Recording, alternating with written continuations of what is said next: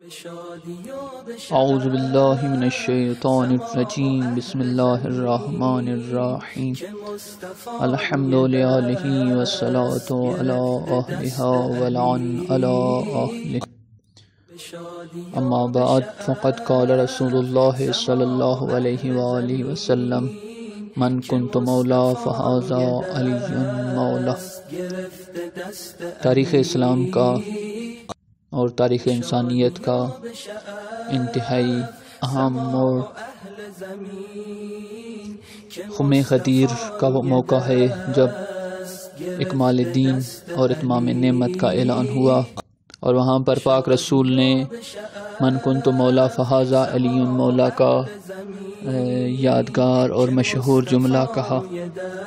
اس حدیث کو سمجھنے کے لیے اس سے پہلے پاک رسول نے کیا فرمایا، اس لیے پاک رسول کے خطبے کا وہ حصہ جو آپ نے مولا علی علیہ السلام سے متعلق اپنے اس جملے من کنت مولا سے پہلے بیان کیا ہے، وہ آپ کی خدمت میں پیش کرتا ہوں۔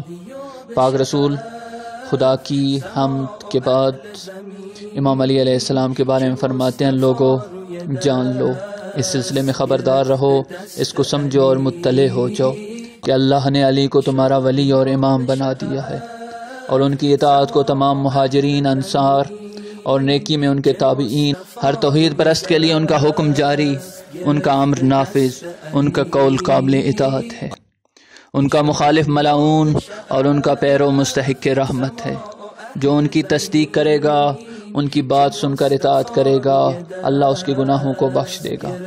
ایھا الناس، یہ اس مقام پر میرا آخری قیام ہے، لہذا میری بات سنو اور اطاعت کرو اور اپنے پروردگار کے حکم کو تسلیم کرو۔ اللہ تمہارا رب، ولی اور پروردگار ہے، اور اس کے بعد اس کا رسول محمد صلی اللہ علیہ وآلہ وسلم تمہارا حاکم ہے جو آج تم سے خطاب کر رہا ہے۔ اس کے بعد علی تمہارا ولی اور بحکم خدا تمہارا امام ہے۔ اس کے بعد امامت میری ذریت اور اس کی اولاد میں تمہارے خدا اور رسول سے ملاقات کے دن تک باقی رہے گی۔ ایھا الناس، علی کو دوسروں پر فضیلت دو۔ خداوند عالم نے ہر علم کا احساء ان میں کر دیا ہے، اور کوئی علم ایسا نہیں جو اللہ نے مجھے عطا نہ کیا ہو، اور جو کچھ خدا نے مجھے عطا کیا تھا سب میں نے علی کے حوالے کر دیا ہے۔ وہ امام مبین ہیں، اور خداوند عالم نے قرآن کریم میں ارشاد فرمایا ہے کہ ہم نے ہر چیز کا احساء امام مبین میں کر دیا ہے۔ ایھا الناس، علی سے بھٹک نہ جانا، ان سے بیزار نہ ہو جانا، اور ان کی ولایت کا انکار نہ کر دینا۔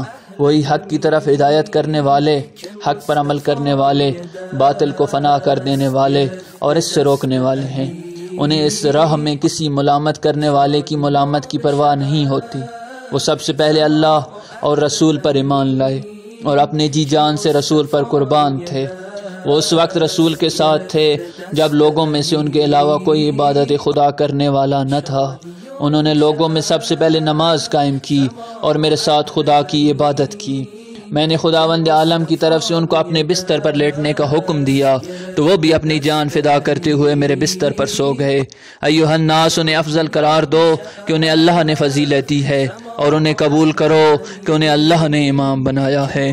ایھا الناس، وہ اللہ کی طرف سے امام ہیں، اور جو ان کی ولایت کا انکار کرے گا نہ اس کی توبہ قبول ہوگی اور نہ اس کی بخشش کا کوئی امکان ہے، بلکہ اللہ یقیناً اس امر پر مخالفت کرنے والے کے ساتھ ایسا کرے گا اور اسے ہمیشہ ہمیشہ کے لیے بدترین عذاب میں مبتلا کرے گا۔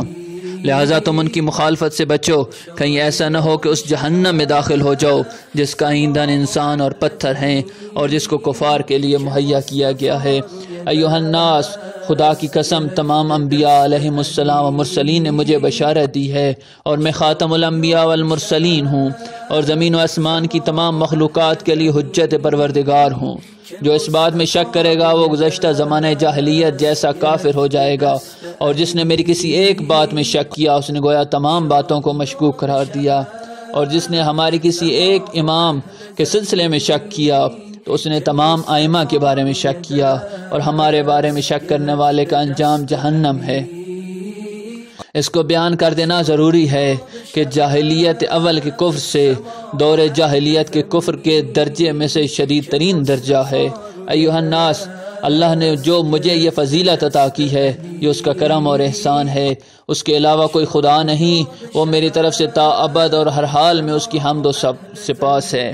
ایھا الناس، علی کی فضیلت کا اقرار کرو کہ وہ میرے بعد ہر مرد و زن سے افضل و برتر ہے۔ جب تک اللہ رزق نازل کر رہا ہے اور اس کی مخلوق باقی ہے، جو میری اس بات کو رد کرے گا اور اس کی موافقت نہ کرے گا وہ ملعون ہے، ملعون ہے اور مغضوب ہے۔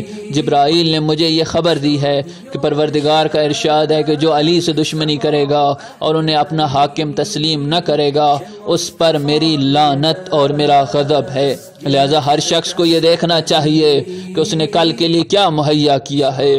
اس کی مخالفت کرتے وقت اللہ سے ڈرو، کہیں ایسا نہ ہو کہ رائے حق سے کاس علی و جنب اللہ ہے کہ جن کا خداوند عالم نے اپنی کتاب میں تذکرہ کیا اور ان کی مخالفت کرنے والے کے بارے میں فرمایا ہے، ہائے افسوس کہ میں نے جنب خدا کے حق میں بڑی کوتاہی کی۔ ایھا الناس، قرآن میں فکر کرو، اس کی آیات کو سمجھو، محکمات میں غور و فکر کرو اور متشابہات کے پیچھے نہ پڑو۔ خدا کی قسم، قرآن مجید کا باطن اور اس کی تفسیر کو اس کے علاوہ اور کوئی واضح نہ کر سکے گا۔ جس کے ہاتھ میرے ہاتھ میں ہے اور جس کا بازو تھام کر میں نے بلند کیا ہے اور جس کے بارے میں یہ بتا رہا ہوں کہ جس کا میں مولا ہوں اس کا یہ علی مولا ہے۔ یہ علی ابن ابی طالب میرا بھائی، میرا وصی ہے۔ اس کی ولایت کا حکم اللہ کی طرف سے ہے جو مجھ پر نازل ہوا ہے۔ ایھا الناس، علی اور ان کی نسل سے میری پاکیزہ اولاد ثقل اصغر ہیں اور قرآن ثقل اکبر ہے، ان میں سے ہر ایک دوسرے کی خبر دیتا ہے۔ میرے اس بھائی کے علاوہ کوئی نہیں ہے اور اس کے علاوہ یہ منصب کسی کے لیے سزاوار نہیں ہے۔